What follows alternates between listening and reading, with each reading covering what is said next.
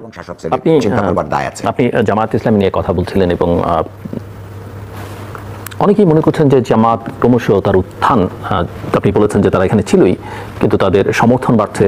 তার একটা বড় প্রমাণ হিসেবে অনেকেই মনে করেন যে দেশের সর্বোচ্চ বিদ্যাপীঠ ঢাকা বিশ্ববিদ্যালয়, জাহাঙ্গীরনগর বিশ্ববিদ্যালয়ে তাদের সমর্থকদের বিজয়, রাষ্ট্র চাকসুর নির্বাচন, সেখানেও অনেকেই মনে করছেন যে তারাই হয়তো বিজয়ী হবে।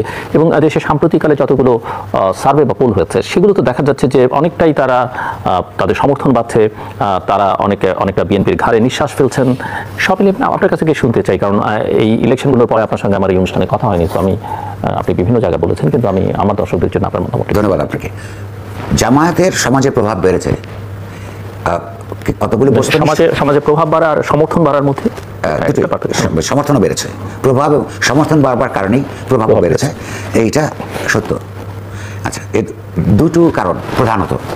এক নম্বর হচ্ছে, যেই রাজনৈতিক দল একটা পৃথিবীর অন্যতম প্রধান বৃহত্তম গণহত্যার সঙ্গে জড়িত, সেই রাজনৈতিক দল একটা সমাজে যখন তার প্রভাব এবং সমর্থন বাড়ে, এইটা তো বাংলাদেশের সমস্ত রাজনৈতিক দলগুলোর ভীষণভাবে ভাবতে বসার প্রয়োজন ছিল।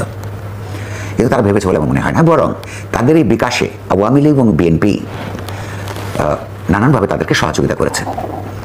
কখনো এই জামাত ইসলামী গণতন্ত্র প্রতিষ্ঠার নামে আওয়ামী লীগের দোসর হিসেবে, কখনো বিএনপির দোসর হিসেবে এইখানে তাদের প্রভাব বাড়িয়েছে। এটা হচ্ছে রাজনৈতিক দলগুলোর সুবিধাবাদী রাজনীতি, অর্থাৎ আওয়ামী লীগ, বিএনপি এবং অপরাপরের সুবিধাবাদী রাজনীতির কারণে, ভোটারের সংখ্যা বাড়ানোর রাজনীতির কারণে তারা নৈতিকতা বাদ দিয়ে কৌশলগত প্রয়োজনে তাদেরকে আশ্রয় প্রশ্রয় দিয়ে তাদেরকে বিকশিত হবার সুযোগ দিয়েছে। একটা। দ্বিতীয়ত, মানুষের মধ্যে কেন সমর্থন বাড়লো? একটা তারা তো সাংগঠনিক চিন্তা করবে এই জামাত ইসলামী রাজনৈতিক দল হিসেবে। এরও আবার দুটো কারণ।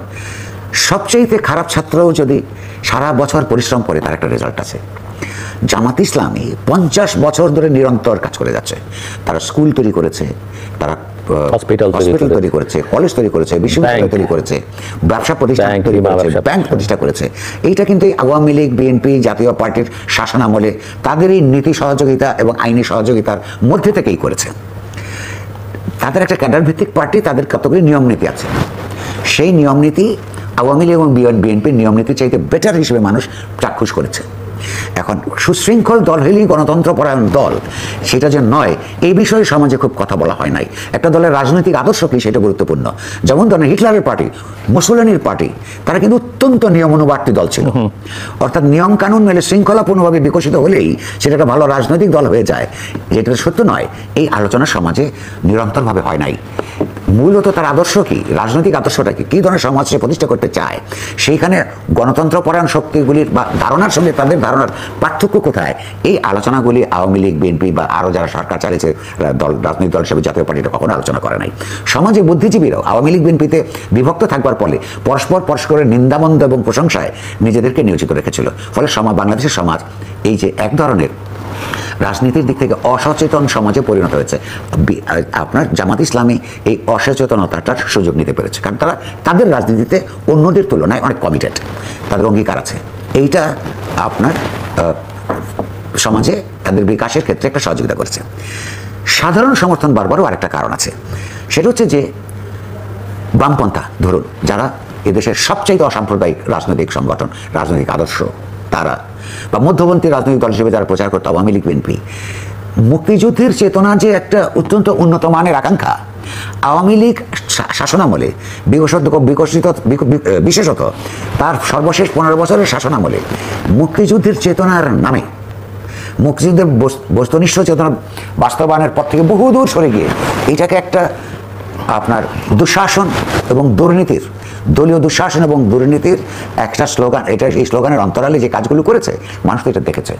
ফলে মুক্তিযুদ্ধের চেতনার কথা বললে এই সরকার যে গত 15 বছরে ধরুন যেই শিশু আপনার আওয়ামী লীগ ক্ষমতা আসার সময় 10 বছর বয়স ছিল, সেহেতু তার এখন যার 25 বছর বয়স, সে মুক্তিযুদ্ধের চেতনা সম্পর্কে, যেহেতু তার স্কুল পাঠ্য বইয়ে পরিষ্কার সত্য কথা লেখা হয় নাই, যেহেতু তাকে ইতিহাস বই ঠিকমতো পড়ানো হয় নাই, কারণ ইতিহাসের ক্ষেত্রে, ইতিহাস লেখার ক্ষেত্রে বুদ্ধিজীবীদের অসৎ তৎপরতার কারণে দলীয়করণ হয়েছে।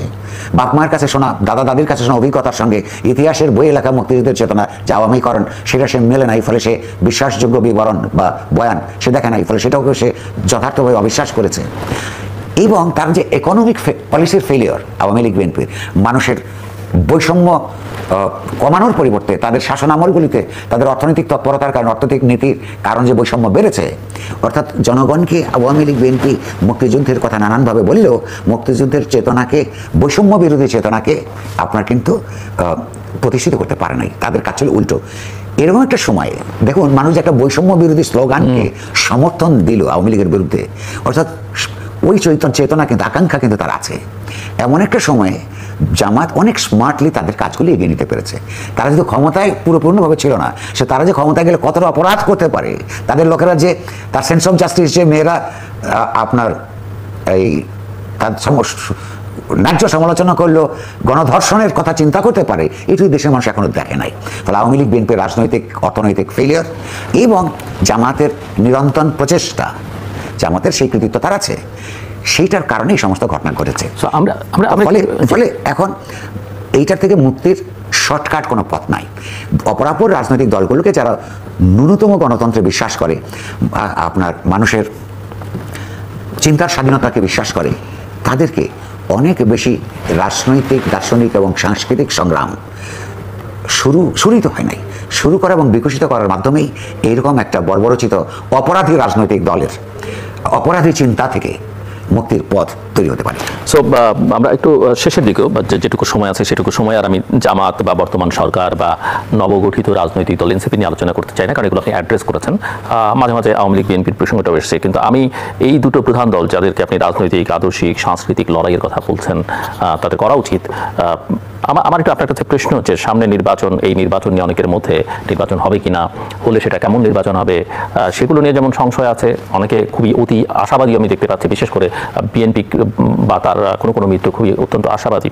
কিন্তু আমি একটু আপনার কাছ থেকে বুঝতে চাই যে এই দুটো দল, প্রধান দুটো দল, বাংলাদেশ এতদিন তো এই দুই দলের রাজনীতির মধ্যে কেন্দ্রীভূত ছিল, এখন জামাতের কথা আসছে, শেষ পর্যন্ত কি হবে সেটা জনগণ ডিসাইড করবে। এই দুটো দলের ভবিষ্যৎ আপনি কি দেখেন, তাদের বর্তমান ভবিষ্যৎ এবং আগামী নির্বাচনকে কেন্দ্র করে তাদের অবস্থান আপনি দেখেন? ধন্যবাদ। এক নম্বর হচ্ছে যে নির্বাচন নিয়ে একটু এটি আসলে আমার শেষ প্রশ্ন আপনার কাছে, 5-6 মিনিট সময়। আমার ধারণা, আমি জানি আপনার ব্যক্তিগত প্রচেষ্টা, ব্যক্তিগত পডকাস্টে আমি শুনি, আপনি মনে করেন যে ফেব্রুয়ারি মাসে নির্বাচন হবে না।